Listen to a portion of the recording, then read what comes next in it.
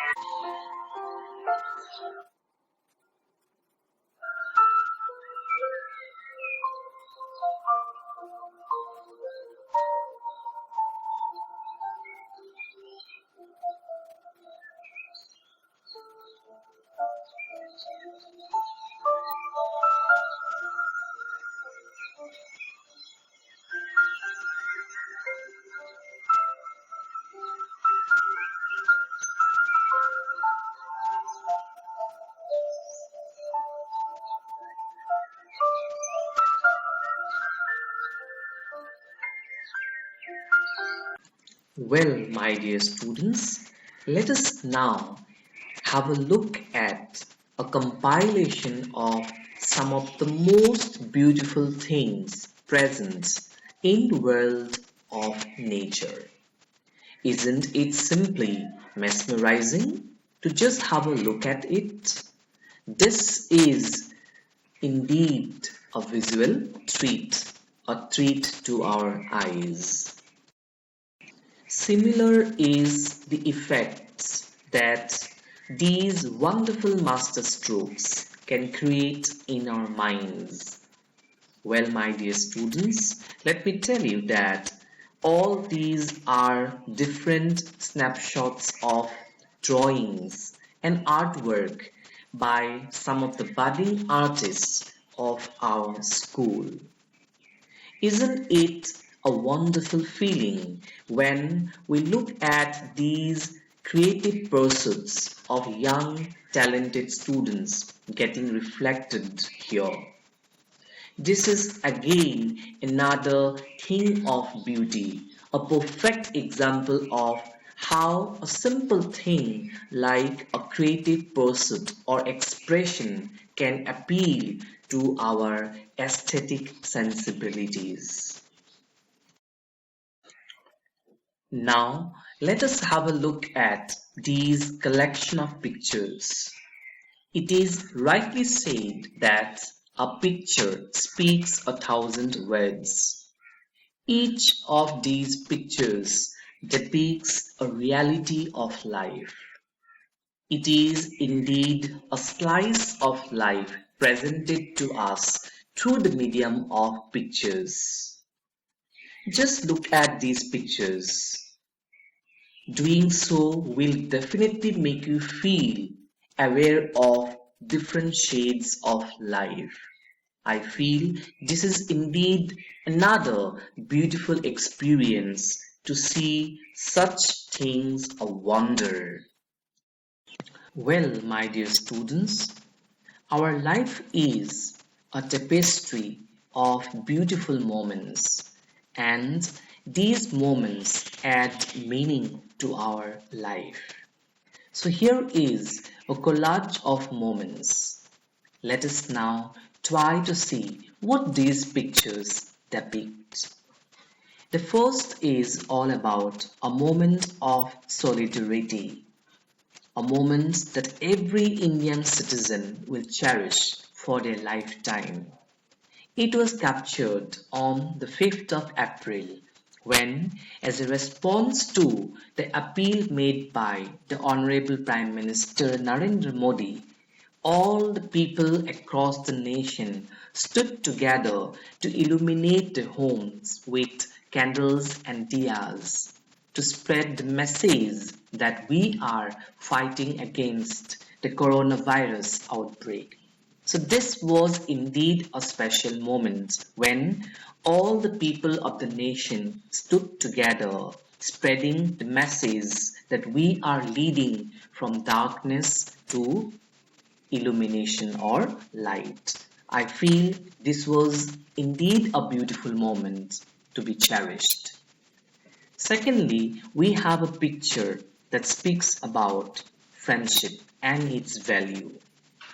Thirdly, there is a picture that depicts the beaming faces of three children who might belong to the underprivileged strata of society.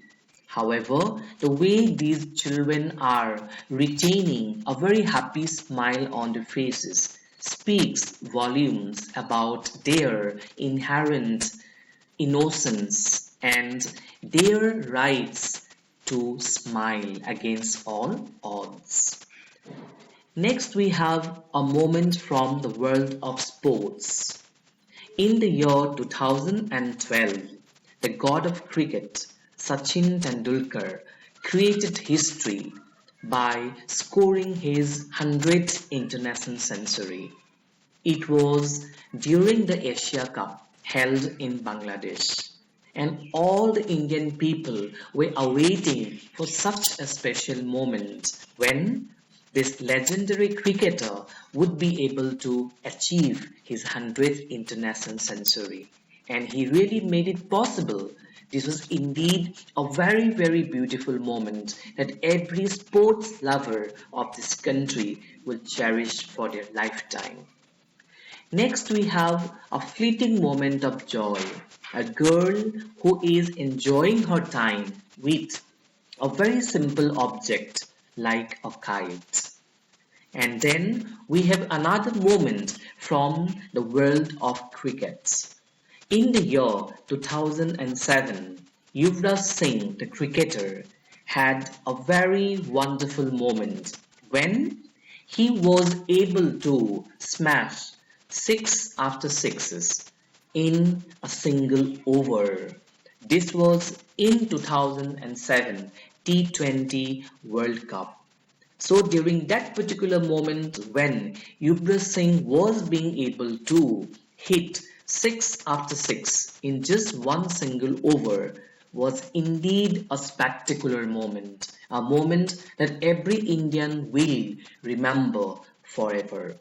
So all these are different moments, some moments that specify unity, there's some moments that speak about the friendship, there's some moments that speak about no matter what, life has to go on, and there are some moments which speak about the glory of Indian cricket. Whatever it is, all these beautiful moments make us understand that life is indeed a beautiful experience to cherish. All right. Well, a thing of beauty can also be a very simple moment that we spend for the gratification of our refined sensibilities. So we can talk about some of the incredible movies that we have seen in our lives. Movies which are worth watching and movies which always leave a permanent impact in our minds. Likewise, we can draw a reference to the effect of reading about legends and their life histories. Similar way, we can also talk about music and its healing effects. Some of the books that we read in our lives are so motivating that we feel like reading them again and again. So we all can cherish those moments that we spend in a company of books, which is indeed a beautiful experience for all of us. Likewise, we can draw the reference to the healing effect of poetry. Poetry, after all, teaches us innumerable lessons. Alright? And whenever we spend our time trying to appreciate poetry, it always has a lingering effect in our minds. In the similar way, we all can talk about the pearls of motivation that we all can draw by listening to some of the wonderful motivation speakers of this world. By listening to their speeches, we all can draw some of the inspiration which is a dire necessity in this world of stress and strain. Alright, so all these aspects, all these little things have got its own unique effect in our human minds. The effect is the positive vibration that we all can derive by experiencing such beautiful moments in our everyday life. So, after this initial discussion about the different manifestations of a thing of beauty in our life, let us now proceed towards the poem, A Thing of Beauty. However, first of all, let us read something about the poet who composed the poem, A Thing of Beauty. John Keats was an English romantic poet born in London in the year 1795. Keats lost both his parents at a very young age, and it is said that the experience of having lost his parents at a very young age shaped his imagination and his understanding of the human world and experience. Keats studied medicine initially. However, he decided to follow his heart and devote himself to poetry instead of practicing medicine. His first poem, entitled O Solitude, was published in The Examiner in 1816. Some of his famous works include Ode to a Nightingale, On First Looking into Chapman's Homer, To Autumn, etc. Keats died of tuberculosis at the age of 25 in the year 1821. By then, Keats had written a total of 54 poems, which were published in 3 volumes. It is said that if Keats had survived for some more number of years, then maybe the crown of English literature would have been vested on his head. Such was the greatness of poetry written by John Keats.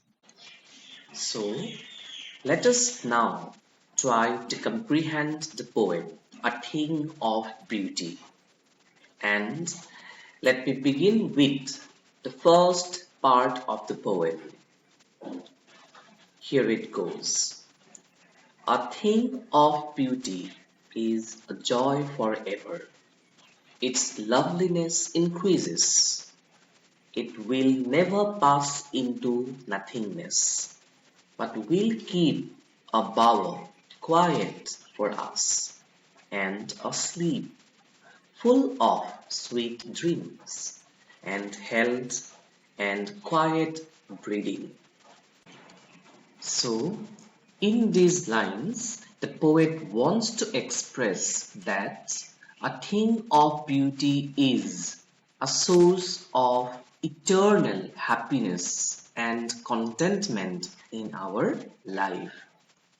Anything that we find to be beautiful creates indelible impressions in our mind.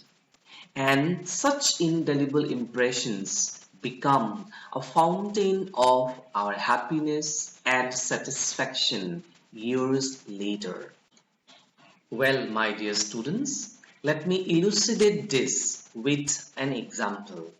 Alright, let us now try to recollect any beautiful experience that we have had in our life.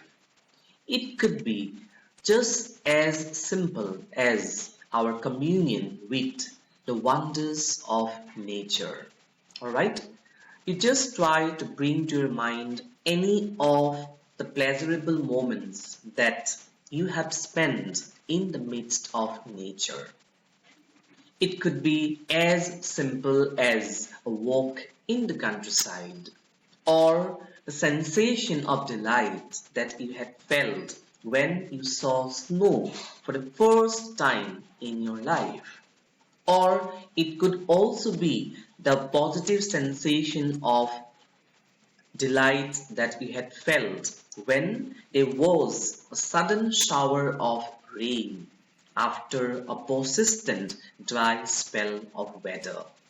So, all these sweet moments in your life can induce a lot of positive vibrations, and these particular moments can become a source of our inspiration years later.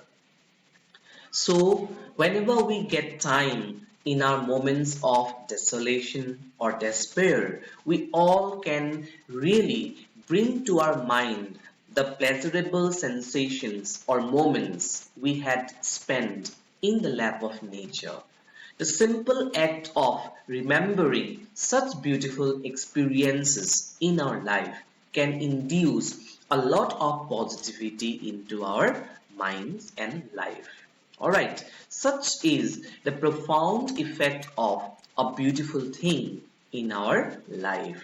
That is why the poet says its loveliness increases, which means that the loveliness associated with a thing of beauty will always keep on increasing. Alright, the very essence or value of a thing of beauty will forever be etched in our mind. Alright, it will never pass into nothingness. This particular part of the line means that a thing of beauty can never become anything insubstantial or insignificant or worthless, which again means a thing of beauty will always retain its significance in our life. So it will never become anything which has got no value. Alright? So a thing of beauty will always have its essence and its importance in our life. Alright, so this is what the poet wants to express when he says its loveliness increases. It will never pass into nothingness. Alright, but will keep a bower quiet for us. Here the poet has drawn a comparison between a thing of beauty and a bower. Now, my dear students, a bower refers to a pleasant, shady place under trees in a garden or wood. So, what does the poet mean when he says, but we'll keep a bower quiet for us? Here, the poet has drawn a comparison between a thing of beauty and a bower. As you know, Bower refers to a shady place under trees. And whenever we tend to think about a shady place under trees, it brings into our mind a sensation of comfort, relief, relaxation, and obviously delight. You just try to picturize this in your mind. A group of travelers traversing a long distance, and when all of a sudden they come across a bower, it brings them a respite from the heat of the sun. Alright, so these group of travelers would definitely get comfort, relief, relaxation, and of course, pleasure when they will sit under the tree and then relax for some time. So, this is the kind of effect that a bower has for the travelers. Similar is the effect of a thing of beauty in our life. So just like a bower provides instant gratification for the tired travelers, in the similar way, a thing of beauty also has a lot of positive benefits in human life. So this is the comparison made by the poet between a thing of beauty and a bower. And since there is an implicit comparison between these two things, that is why there is the use of a poetic device here, and it is metaphor. Alright, now the poet says, and a sleep full of sweet dreams and health and quiet breathing. Here the poet talks about some of the blessings or treasures of a thing of beauty.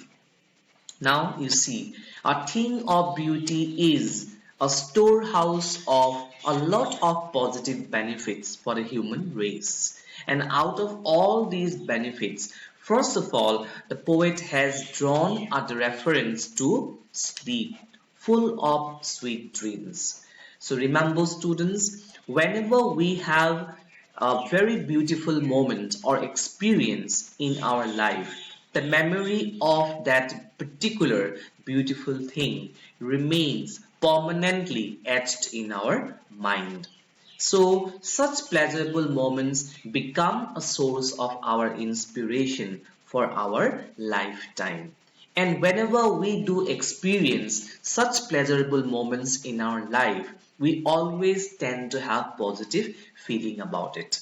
And all these positive vibrations induce us into having a good night's sleep.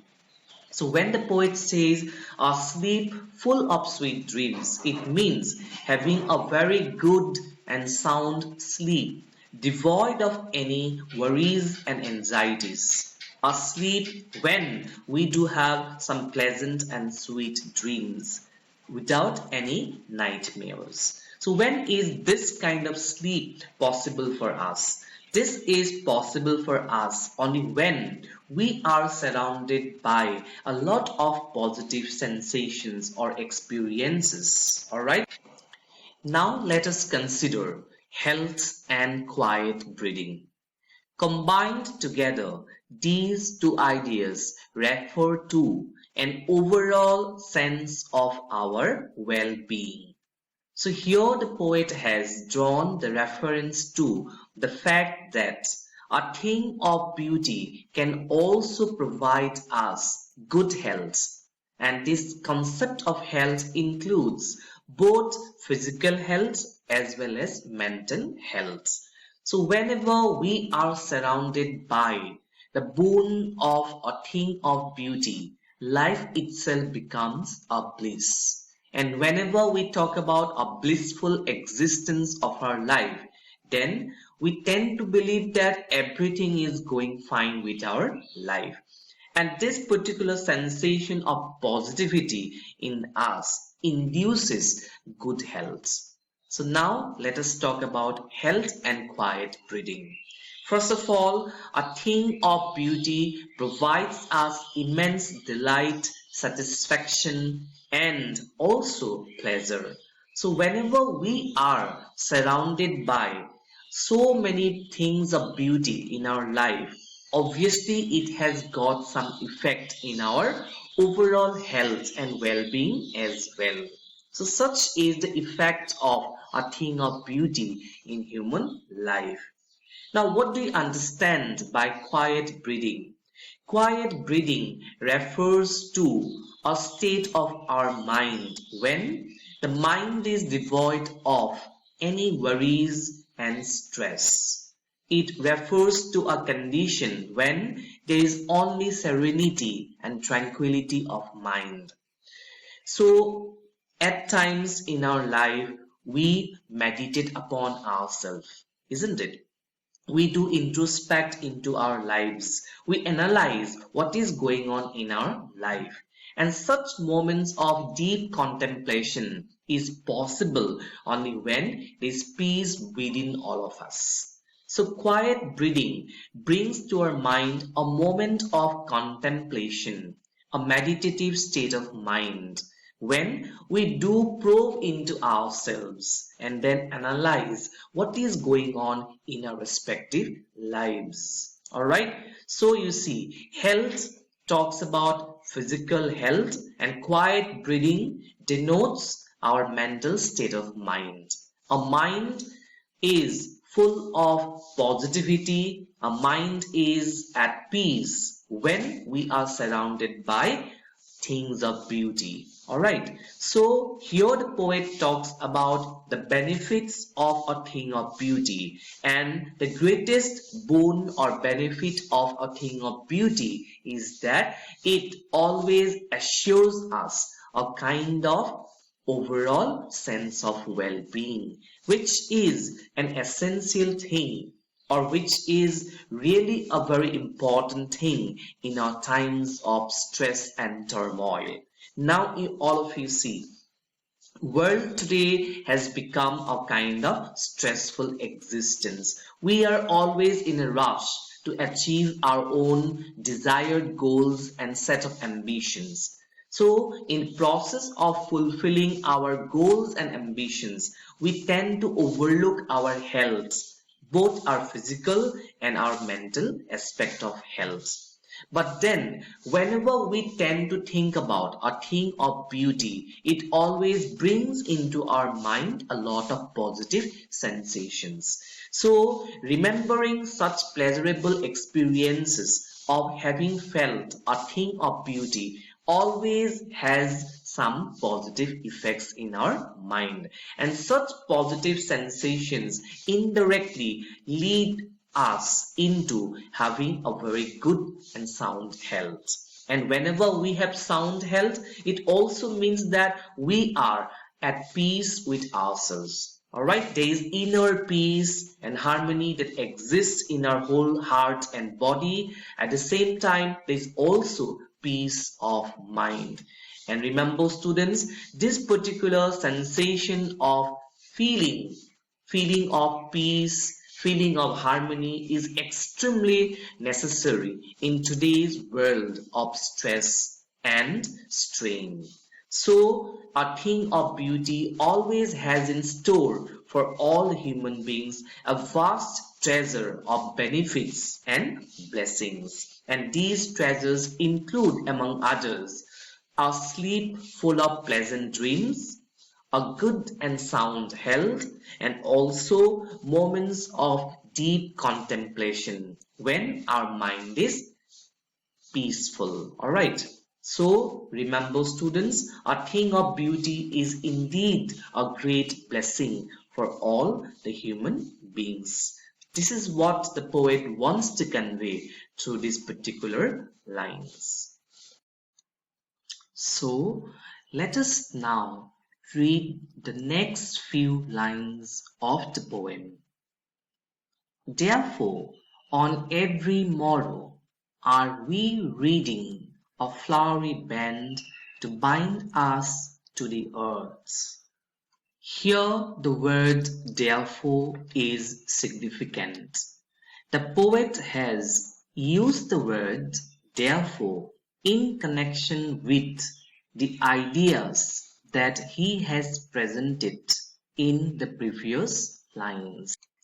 So far, we have read that a thing of beauty is eternal happiness and contentment in our life. We have also read that a thing of beauty provides a vast treasure of blessings for all the human beings. That is the reason why the people in this world always try to establish, forge a connection between themselves and Mother Nature. My dear students, nature itself is so very abundant and generous in providing human beings with so many treasures and blessings. That is the reason why people in this world are constantly on the lookout for creating an intangible bond between themselves and Mother Nature. Alright? This particular bond that we create between ourselves and Mother Nature is no doubt an intangible one, but this particular bond also adds a different meaning to our life, because devoid of this bond present in this world between us and Mother Nature, life will completely be a meaningless existence. Alright? This simply goes out to say that human beings and nature are, after all, interdependent on each other. So, this intangible bond that we create between ourselves and Mother Nature sustains our existence in this world. So, the very purpose of living our life is to remain closely connected or attached with Mother Nature. All throughout our life, we are constantly striving for getting the benefits from Mother Nature. We always seek after the treasures or blessings that Mother Nature has in store for all of us. And this particular constant pursuit on the part of human beings renders a definite meaning to our life. So, my dear students, in whatever way I have explained the poem to you just now, it is only one particular layer of interpretation. These lines can very well be interpreted from an entirely different perspective, and I'll come to it after some time. Alright. Before that, let us consider some of the key words present in these few lines. Morrow means the following day or the next day. Reading refers to the process of creating or making a flowery design to be used as an adornment. The words flowery band refer to the beautiful things that bind us to the earth.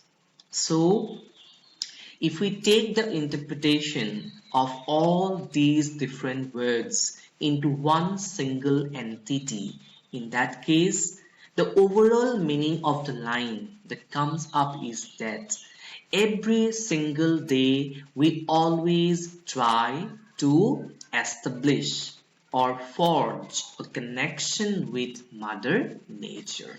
However, as I have said to you just now, these few lines can also be interpreted from a different perspective. And now let me come to the point. Alright. The word flowery band refers to the beautiful things which bind us to the earth, right?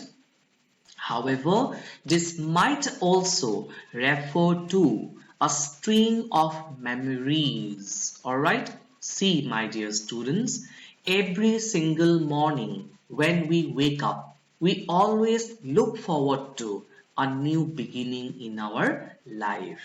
At the same time, we also leave behind our memories of the past.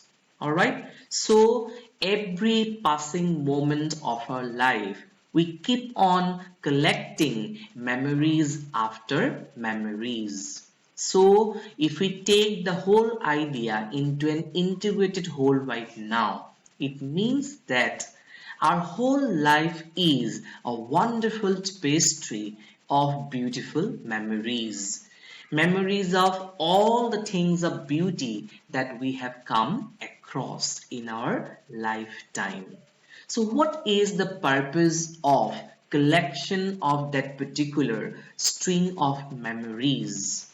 Let me tell you that this particular string of memories that we cherish in our lifetime serves a very important function for all of us. Alright? Life is not a bed of roses. We all know this, right? In our life's long journey, many a time we come across difficult challenges. We are confronted with so many obstacles, right? So many ups and downs in our life, which of course is quite inevitable. However, during our times of desolation and despair, when you feel that there is no way out, alright, when you almost feel like giving up because of all the negativities present around us, during such moments of negative thoughts, we all can take a recourse in the world of nature or in things of beauty.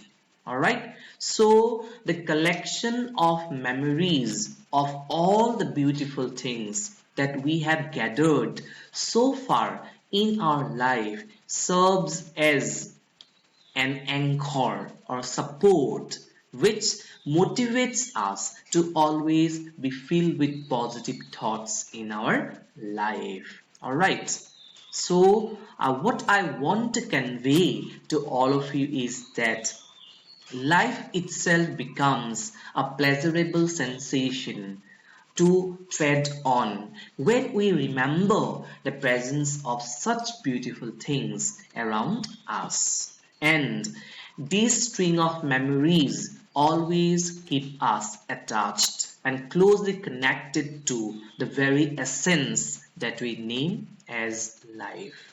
Alright, so at times, whenever we feel like almost giving up, whenever we are sunk in despair and desolation, during such hard times, if at all we get reminded ourselves of all the beautiful things that we have come across so far in our life, this indeed acts as a great motivation for all of us. Alright, and this particular pearl of motivation helps us indirectly to keep us closely connected with earth or the very essence of life.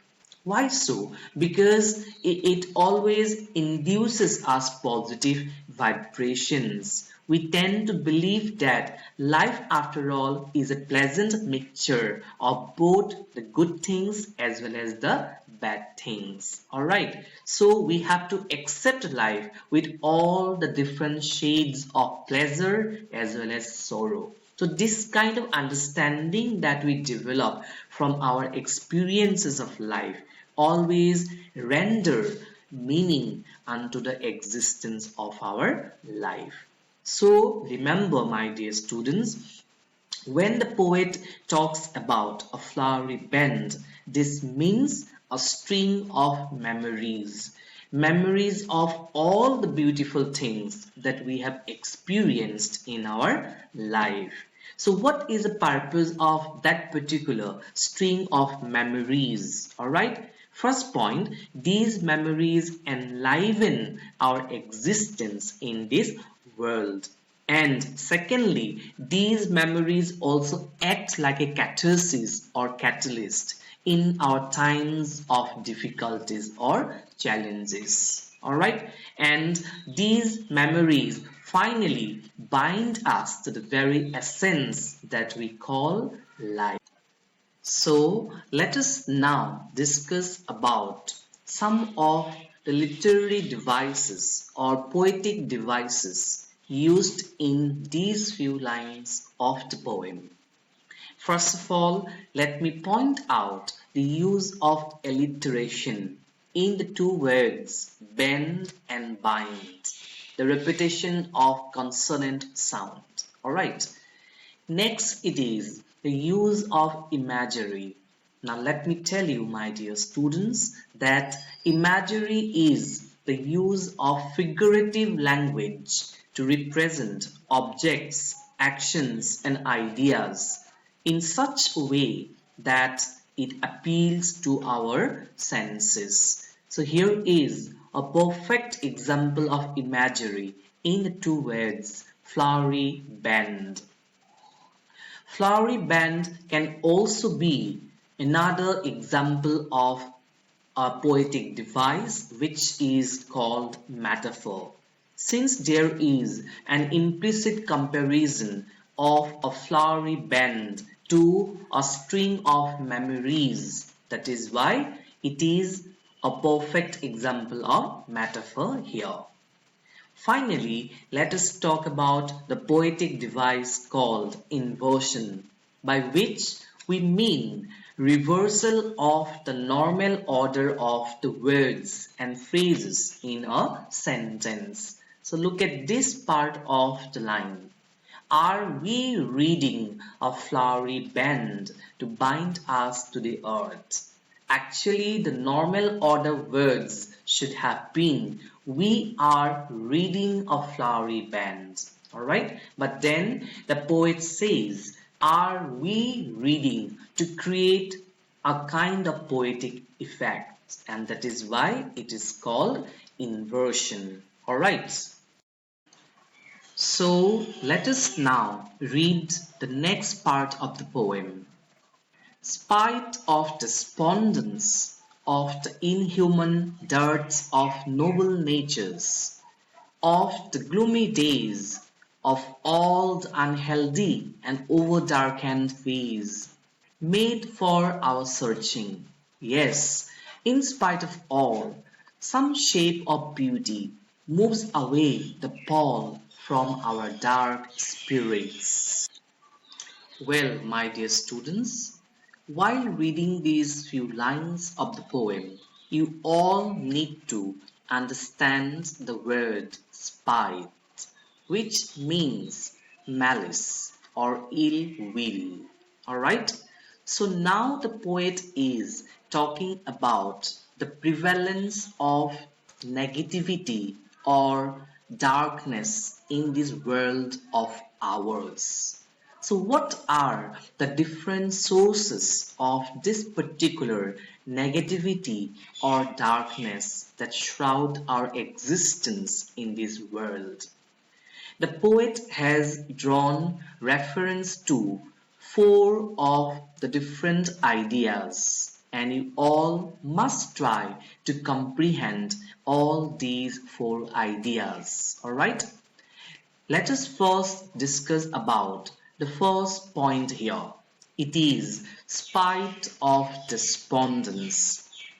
My dear students, despondence means loss of hope or a sense of despair. Many a times in our life we come across situations which make us feel despair. We feel that there's no way out, alright? We almost tend to give up and think that it is no point living our life anymore. So during such moments of despair and desolation, we sometimes feel like life almost coming to an end. Alright. Secondly, the poet talks about the inhuman dirt of noble natures. The word dirt means lack of something. So our world today has essentially become devoid of the presence of noble natures or noble people. People have become so very much selfish that they do not think about the betterment of all the humanity. So many times we become obsessed with the fulfillment of our desired goals and ambitions in our life.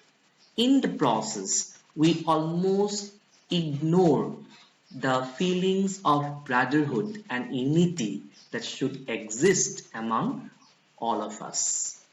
So the poet draws our attention to the inhuman lacking in of noble natures. Alright. The third point is the reference to the presence of the gloomy days. Now, gloomy days may emanate from so many diverse sources. It could be a consequence of anything like a defeat, disappointment, failure, loss of something important or valuable in our life. So whatever is the source of that particular unhappiness in our life, we have to admit that life most of the times presents in front of us difficult hardships and setbacks. And because of the presence of all those difficult challenges in a journey of life, we tend to become very gloomy and pessimistic about life. Fourthly, the poet draws our attention to all the unhealthy and over-darkened ways made for our searching. So, in the process of fulfilling our respective goals and desired ambitions in our life, we become so very much obsessed with that particular idea that many a time we resort to some of the evil ways.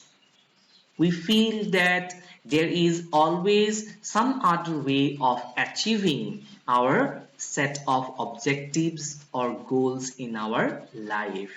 We tend to forget about the difference between what is right and what is wrong for us. And then we almost feel like doing anything for the sake of fulfilling our targets. Alright, so here the words unhealthy and over darkened ways refer to the evil ways or the wrong methods that sometimes we apply in order to be able to be successful in our life.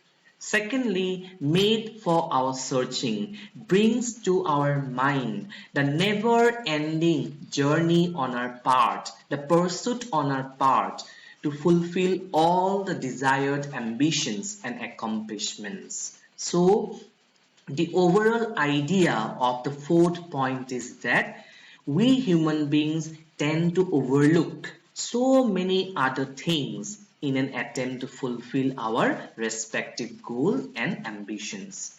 So, the poet has talked at length about four different ideas, alright?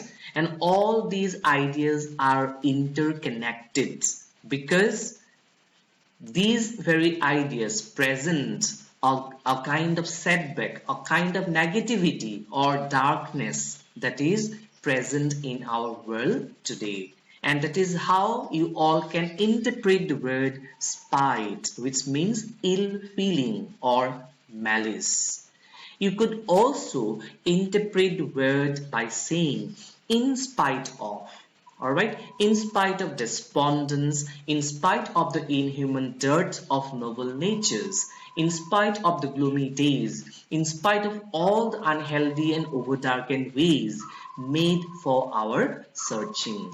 So, in spite of meeting with so many setbacks, hardships, trials, and tribulations, challenges in our life, yes, in spite of all, some shape of beauty moves away the pall from our dark spirits. Yes, now the poet says in a quite affirmative way that in spite of all these negativities and darkness present around us, some form of beauty, some particular shape of beauty, which means beauty in any of the form or shape, always has the power to move away or to wipe out the pall from our dark spirits. Here the word pall refers to the veil or the shroud.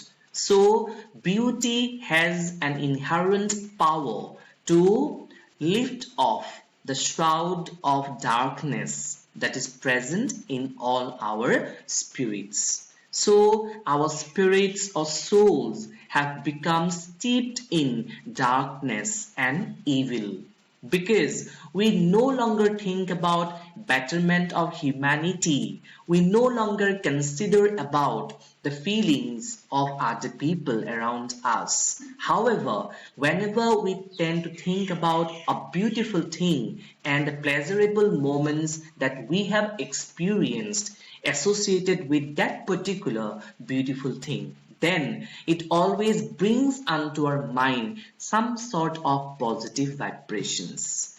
What I mean to say is that a thing of beauty always spark off some of the positive vibes in our mind. That is why the poet says, beauty in any of the form has got tremendous potential to wipe out the existing negativity that is present in all our spirits. Alright?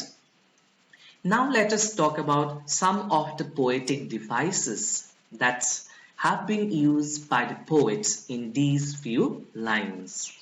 First of all, let us consider transferred epithet, which means an epithet or an adjective is transferred from its proper word to another that is closely associated with it in a sentence. So here you can take the consideration of the two words, gloomy days. So what makes our days gloomy? The presence of so many disappointments, failures, defeat, etc. make our life or make our days gloomy.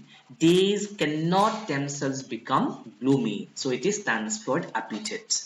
Secondly, it is the reference to all the unhealthy and over-darkened ways. Now, why is it transferred epithet? It is because our ways or methods or strategies are not in essential unhealthy or over darkened, but we the human beings make them unhealthy and over darkened. All right, and then you have the use of alliteration in these particular expressions and words. You see, once noble natures, repetition of consonant sounds. All right, then searching and spite. All right, and then you have the use of imagery, gloomy days, because whenever we talk about gloomy days, it brings unto our mind an image of days filled with unhappiness. So it is imagery.